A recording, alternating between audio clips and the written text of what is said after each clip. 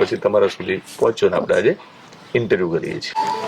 આખી દુનિયાની અંદર તમે મને સાથ દીધો।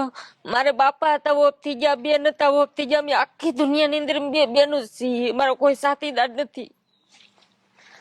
તમારા એટલે તમે કેટલી ઉંમર હતી ત્યારે ટૂંકમાં તમારા મા બાપ ગુજરી ગયા? માં તો હું નાની એવી હતી ત્યારે ના ઓફ થઈ ગયા। મને માનો શહેરોથી જોયો નથી મેં હરખ્યો। ને બાપુજી હતા તો બહુ સરસ હતા, અમને મોટી કરી, જિંદગી અપાવી, એવડી મોટી કરી। અમે 4 વર્ષ તમારા પપ્પા ઓફ થઈ ગયા। તમે બે બહેનો જે છો એ જ આ દુનિયામાં? બે બેનો જે નથી, કાકા નથી, ભાઈ નથી, ભાઈ નથી, બાપા નથી, માં કોઈ નથી। અમે બે બેનો જ છે। તમારો જે પરિવાર છે, રવિ છે, ઈ મારા છે, પત્ની છે, મારા છોકરા। પણ તમે તમારા મા બાપના જે 2 સંતાનો છો એ તમે 2 જ છો આ દુનિયામાં। બેસ તમને એવું લાગે તમે એકલા છો?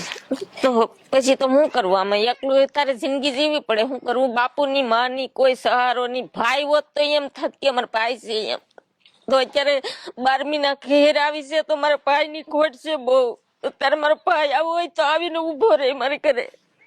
હું આવ્યો છું ને અત્યારે મને એમ જ છું કે તમે મારા ભાઈ જ છો એમ। તમારો ભાઈ જ છું અને ભગવાને જ મને મોકલ્યો છે તો જ આવ્યો છું ને। હા, મારા બાપા ગુરુદેવ નો પથ પાડતા, બહુ બાળકોને જમાડતા, બધું કરતા। પછી મારા બાપા ઓફ થઈ ગયા ને તો એનું જે કાર્ય હતું ને એમાં ગુરુદેવની પુણ્યમાં આવી। પછી મારા અંદાજ ને મને એમ છું કે હા કરી લેવું જોઈએ। મારા બાપા જે બાળકો જમાડતા ને પછી મેં લીધું મારા ગળામાં કે બાપુજી તમે તો વૈયા ગયા, જ્યાં લગી હું જીવી ને ત્યાં લગી આ 5 બાળકો 10 બાળકો જે મારી પોઝિશન થાય ને એટલું હું કરી। મારે આજ તમારે આંગણે જમતા હતા, આજ તમે નથી, દુનિયા છોડીને વૈયા ગયા, આજ હું મારે આંગણે જમાડી।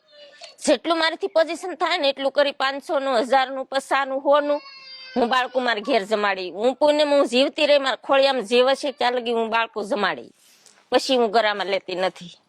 એટલો મેં ગુરુદેવને આદેશ કર્યો હતો। હું તમારું ભૂલી નહીં, પણ હું અત્યારે હાવ મજબૂર છે તો હું ખાલી 500 રૂપિયાનું જ જમાડી, જાજુ નથી કરી શકતી।